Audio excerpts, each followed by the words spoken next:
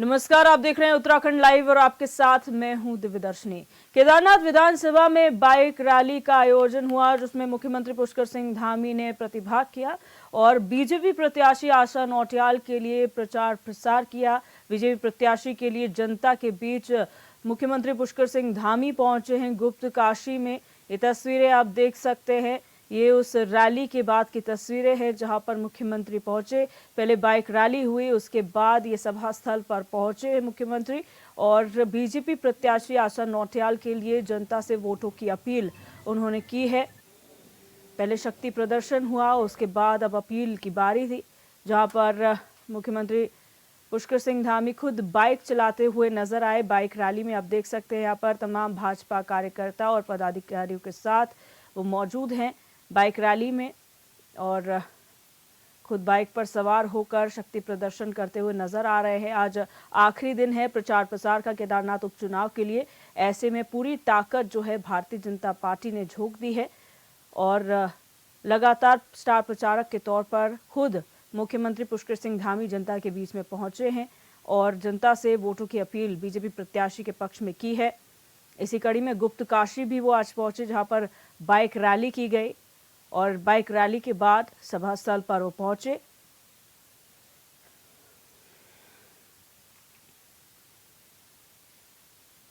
तो आपको बता दें कि यहाँ पर टक्कर जो है सीधा सीधा मुकाबला भारतीय जनता पार्टी प्रत्याशी आशा नौटियाल और कांग्रेस प्रत्याशी मनोज रावत के बीच में देखने को मिल रहा है और दोनों ही पूर्व विधायक है केदारनाथ से।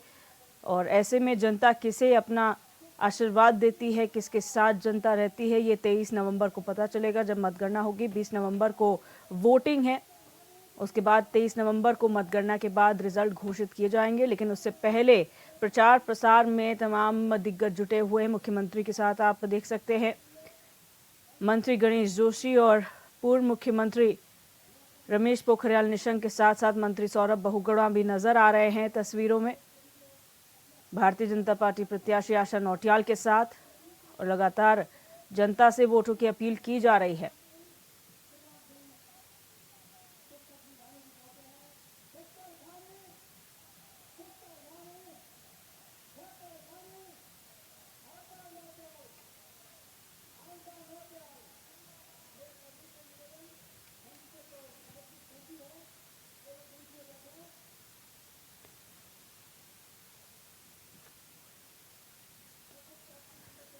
तो गुप्त काशी की तस्वीरें आप देख सकते हैं जहां पर ये भव्य सभा का आयोजन किया जा रहा है। आज आखिरी दिन है प्रचार प्रसार का केदारनाथ उपचुनाव के लिए। ऐसे में बीजेपी कोई कोर कसर नहीं छोड़ना चाहती है।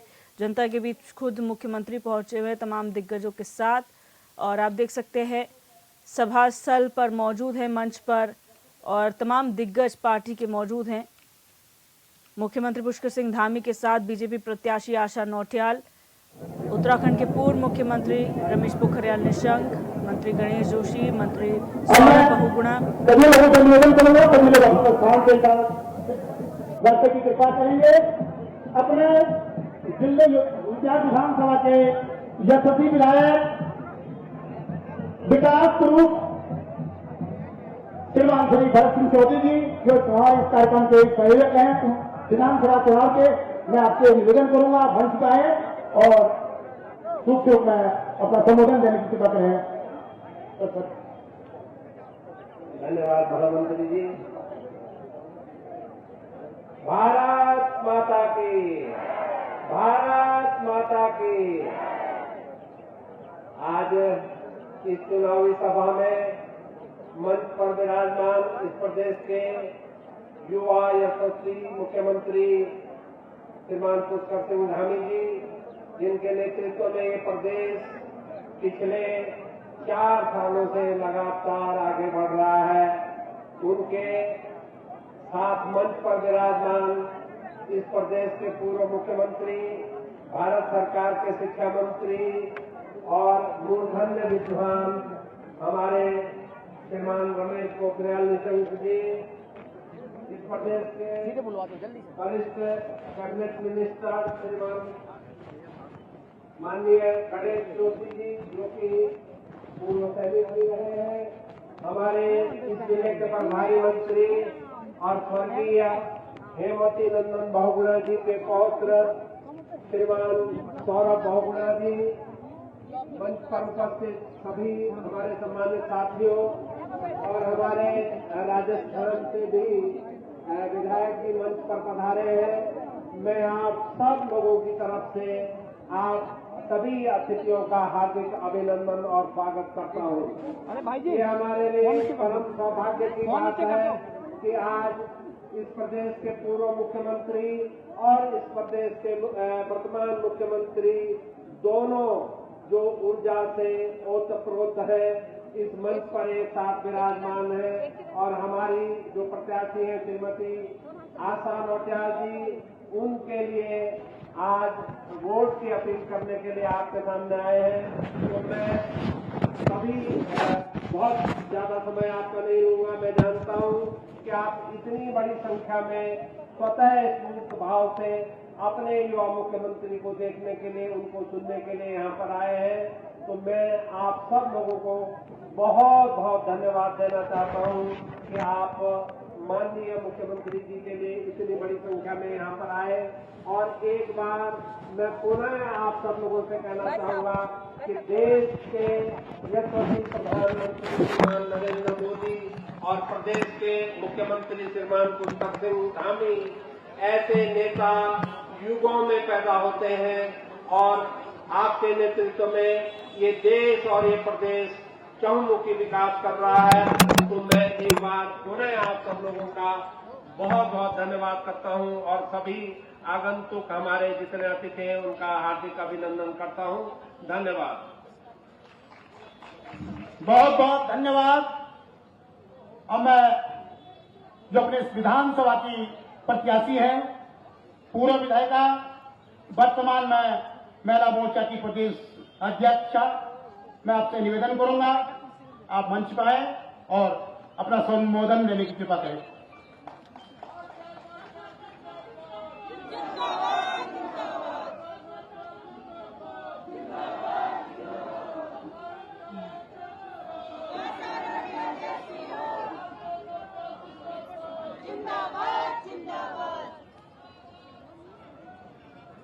बहुत बहुत धन्यवाद मेरे युवा साथियों का और मातृशक्ति का इतना जोश और खरोश भरने के लिए बहुत धन्यवाद।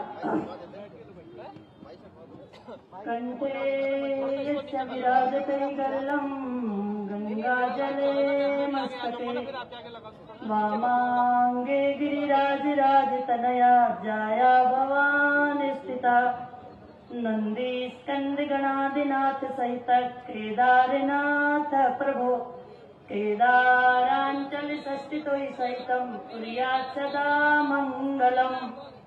आप बढ़ते हैं आगे, बड़ी खबर का रुख करेंगे। हरिद्वार से बड़ी खबर है, जहां हरिद्वार दौरे पर वस्त्र एवं विदेश राज्य मंत्री मुख्य विकास अधिकारी ने उनका स्वागत किया है। बड़ी खबर आपको बता रहे हैं, कलेक्ट्रेट भवन में समीक्षा बैठक उनके द्वारा की गई है।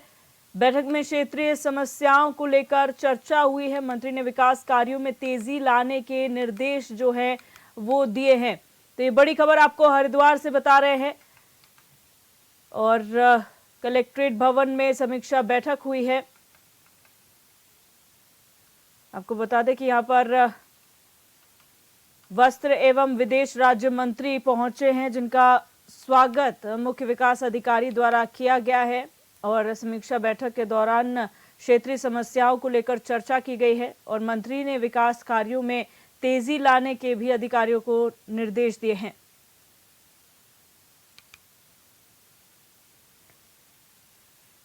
तो हरिद्वार से बड़ी खबर आपको बता रहे हैं, जहां पर हरिद्वार पहुंचे हैं वस्त्र एवं विदेश राज्य मंत्री और उनका स्वागत यहां पर किया है।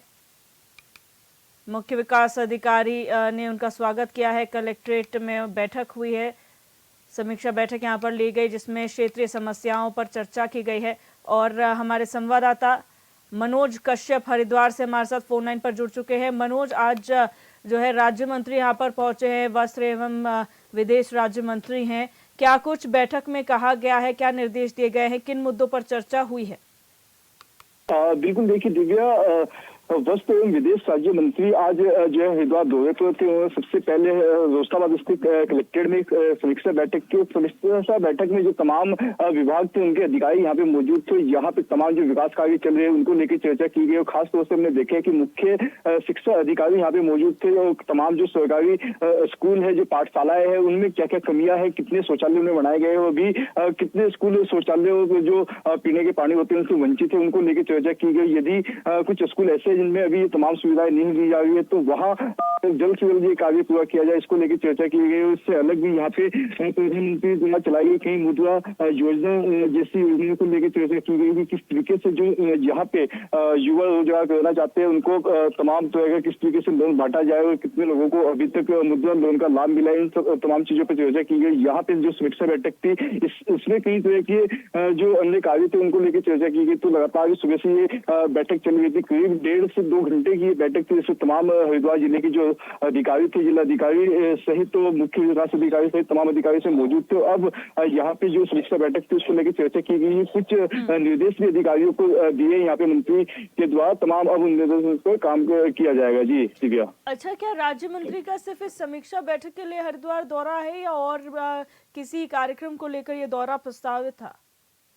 बिल्कुल, देखिए जिस तरीके की भी जानकारी मिली थी उसमें बताया गया था कि यहाँ पे जो वस्त्र एवं विदेश मंत्री है वो सबसे पहले यहाँ पे विकास कार्यों की बैठक करेंगे, उसके बाद माँ गंगा में पूजा आरती करेंगे, उसके बाद यहाँ से रवाना हो जाएंगे। फिलहाल ये समीक्षा बैठक को लेकर मुख्य दौरा माना जा रहा था, जिसको लेकर यहाँ पे तमाम जो बैठक थी वो पूरी हो गई। अब यहाँ से राज्य मंत्री जो है रवाना हो चुके हैं। जी, बहुत शुक्रिया मनोज हमारे साथ जुड़ने के लिए और तमाम जानकारी साझा करने के लिए। उत्तराखंड में निकाय चुनाव नहीं कराने को लेकर विपक्ष के आरोपों के बीच शहर विकास मंत्री डॉक्टर प्रेमचंद अग्रवाल ने दावा किया है किसी भी स्थिति में इस साल के दिसंबर महीने में निकाय चुनाव हो जाएंगे। उन्होंने कहा कि निकाय चुनाव में आरक्षण की स्थिति तय होते ही सरकार निकाय चुनाव का कार्यक्रम जारी कर देगी।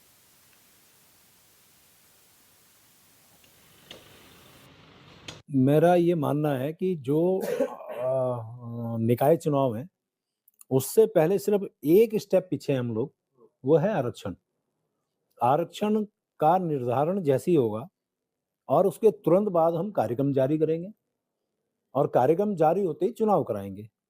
तो मुझे लगता है कि जैसा मैं पहले भी कहा था, मैं दोहरा देता हूं कि दिसंबर में किसी भी तरह से हम चुनाव कराने के लिए हमारी मंशा भी है, सरकार भी चाहती है, हम सब लोग इच्छुक हैं और सारी परिस्थितियां अनुकूल रही तो हम दिसंबर में चुनाव कराएंगे।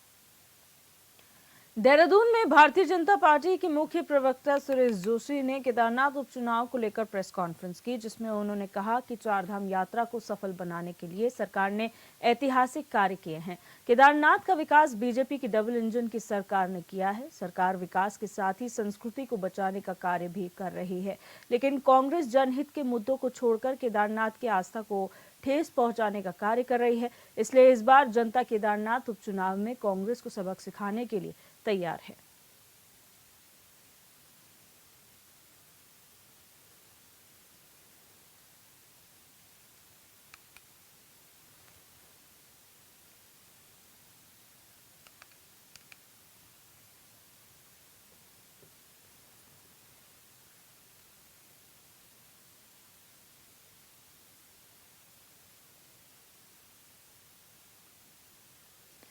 उत्तराखंड की धामी सरकार ने कड़े प्रावधानों को सशक्त भू कानून में शामिल कर उसे जल्द लागू करने की तैयारी शुरू कर दी है। भू कानून को लेकर सीएम धामी ने बीते बुधवार को गैरसैंण के भराड़ीसैंण स्थित विधानसभा भवन में पूर्व वरिष्ठ उच्चाधिकारियों और बुद्धिजीवियों के साथ चर्चा भी की। अब इसी को लेकर कांग्रेस प्रदेश अध्यक्ष करण मारा की प्रतिक्रिया भी सामने आई है। उन्होंने कहा कि मैं मुख्यमंत्री के इस कथन का स्वागत करता हूं अगर वो सच बोल रहे हैं। करण मारा ने कहा कि सरकार जनता से बात करे या ना करे, लेकिन मुझे लगता है कि भूमाफियाओं से निश्चित तौर पर ही बात करेगी।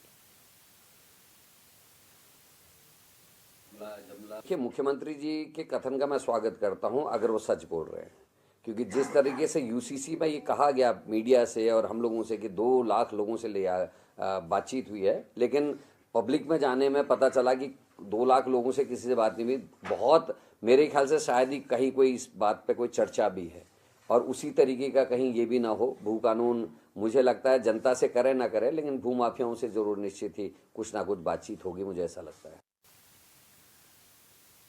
उत्तराखंड राज्य में दिसंबर महीने में आयोजित होने जा रहे अंतर्राष्ट्रीय आयुर्वेद सम्मेलन की तैयारियां जोरों शोरों से चल रही हैं। ऐसे में संभावना जताई जा रही है कि इस सम्मेलन से पहले राज्य की पहली योग पॉलिसी लागू हो सकती है। दरअसल साल 2023 से ही आयुष विभाग प्रदेश के लिए योग नीति तैयार करने पर काम कर रहा है। हालांकि आयुष विभाग ने योग नीति का मसौदा तैयार कर प्रशासन और शासन को प्रशिक्षण के लिए भेज दिया है। मुख्य रूप से इस योग पॉलिसी में प्रदेश के अंदर योग संबंधित विधाओं को बढ़ावा देने पर विशेष जोर दिया गया है।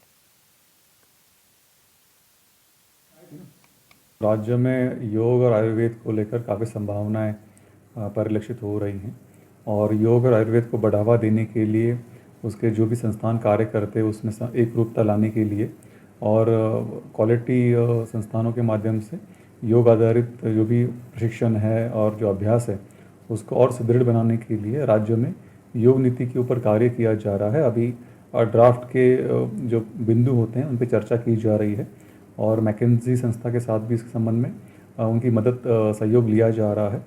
शीघ्र ही एक ड्राफ्ट जैसे तैयार हो जाएगा, इसको सक्षम स्तर पर अनुमोदन के लिए प्रस्तुत किया जाएगा। बढ़ते आगे, हरिद्वार में पुलिस ने जिले भर में सत्यापन अभियान चलाकर बिना सत्यापन कराए किराएदारों को कमरे देने वाले मकान मालिकों पर कार्रवाई की है। इस दौरान 47 मकान मालिकों के 4,47,000 रुपए के चालान काटे गए हैं। साथ ही 63 लोगों के खिलाफ पुलिस एक्ट में कार्रवाई करते हुए 35,750 रुपए का जुर्माना वसूला गया है।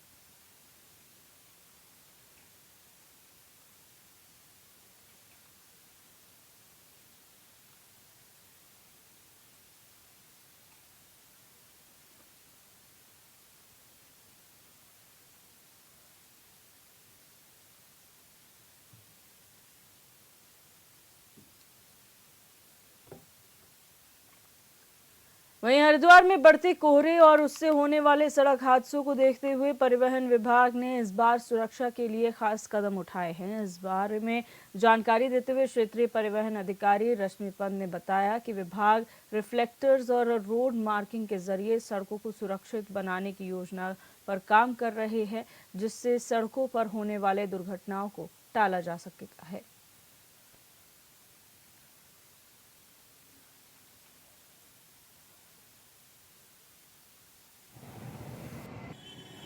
हम अपील तो करते ही हैं रिफ्लेक्टर टेप लगाने की। इसके अलावा इस साल हमने एक नया प्रयास किया है।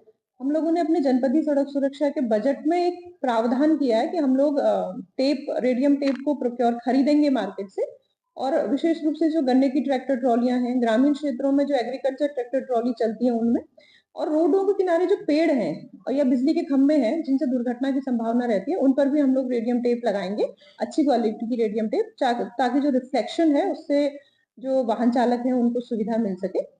इसके साथ ही कल जिलाधिकारी महोदय ने सभी रोड ओनिंग एजेंसीज को भी ये निर्देशित किया है कि कोहरे के दृष्टिगत जो रोड मार्किंग्स हैं जिनमें हम रोड की साइड्स को डिफाइन करते हैं, वो व्हाइट लाइंस को प्रॉपरली पेंट करें। इसी महीने के अंतर्गत उनको ये काम करने के लिए निर्देशित किया गया।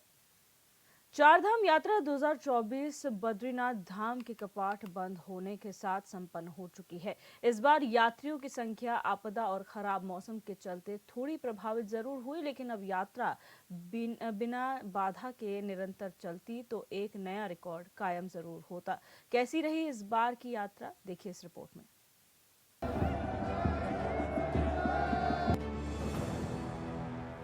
उत्तराखंड में रविवार को भू बैकुंठ बद्रीनाथ धाम के कपाट बंद होने के बाद से ही उत्तराखंड की प्रसिद्ध चारधाम यात्रा सीजन 2024 के लिए संपन्न हो गई। इस साल बद्रीनाथ और केदारनाथ धाम 30 लाख से भी ज्यादा तीर्थयात्री पहुंचे। चारों धामों की बात करें तो इस यात्रा सीजन में 46,17,445 श्रद्धालुओं ने चार धाम के दर्शन किए। अब अगले साल अप्रैल मई में चारधाम यात्रा शुरू होगी। सबसे आखिर में रविवार यानी 17 नवंबर को उत्तराखंड के चमोली जिले में स्थित बद्रीनाथ धाम के कपाट बंद हुए। इसके साथ ही साल 2024 की उत्तराखंड की चारधाम यात्रा भी पूरी तरह संपन्न हो गई। इस वर्ष हमारी जो चारधाम यात्रा रही है उसमें लगभग 48 लाख से अधिक तीर्थयात्री श्रद्धालु हमारे धामों में पहुँचे हैं। और जबकि इस वर्ष जो हमारे जो चार धाम यात्रा के कपाट थे वो 10 मई को खुल गए थे, और जो कपाट बंदी की तिथि है वो जल्दी इस वर्ष कपाट बंद हो रहे हैं गत वर्ष के मुकाबले। गत वर्ष 25 अप्रैल को कपाट खुल गए थे, लेकिन उसके बावजूद अगर हम औसतन प्रतिदिन के हिसाब से अगर बात करें तो इस वर्ष जो श्रद्धालुओं की, तीर्थयात्रियों की प्रतिदिन जो संख्या रही वो गत वर्ष के मुकाबले अधिक रही है। इस साल 10 मई 2024 को चारधाम यात्रा शुरू हुई थी। 12 मई को बद्रीनाथ धाम के कपाट खुले थे। 12 मई से 17 नवंबर तक कुल 14,35,341 तीर्थयात्री बद्रीनाथ धाम के दर्शन करने पहुंचे, जबकि 16 लाख से ज्यादा श्रद्धालुओं ने केदारनाथ के कई बार व्यवस्थाएं जुटाने के लिए हम लोगों को थोड़ा कड़े निर्णय लेने पड़े उसमें, क्योंकि शुरू में ही काफी अव्यवस्थाएं होने लग गई थी, तो उसके लिए थोड़ा सा हो सकता है वो एक बड़ा कारण हो। दूसरा, आपदाओं का भी ये समय रहा है, वो भी एक कारण हो सकता है, लेकिन इतनी भी कमी नहीं रही कि हम कोई निराश हो जाए। आगे चल के जिस तरह हमारी तैयारियां हैं, अगली यात्रा आप देखेंगे बहुत बढ़ चढ़ कर हो। उत्तराखंड की प्रसिद्ध चारधाम यात्रा इस बार बारिश और प्राकृतिक आपदा के कारण कम दिन चली।